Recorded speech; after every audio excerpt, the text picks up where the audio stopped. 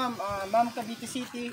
Ito na po yung pinagawa nyo na heavy duty cage na 3 feet yung lapad. Ito po yung lapad niya 3 feet. Yung haba niya 5 feet. Tapos yung taas niya 3 feet. Hindi po kasama yung paa sa sukat. Tapos 2 door po siya. Ayan. Ito po nabubunot po yan. Pinaka-partition yan. Pwedeng 1 door, pwedeng 2 door. Tapos yung isang pinto po niya mas malaki 3x3. Tapos yung isang pinto niya 2x3.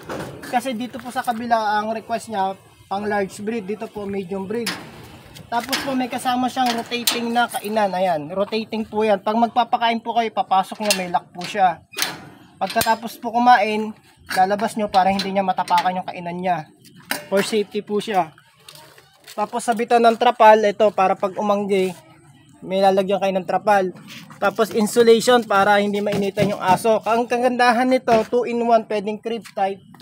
Pag kaya sa tinawag na pwedeng crib type, itong bubong na to, nakatornilyo lang yan. Ayan, nakatornilyo siya.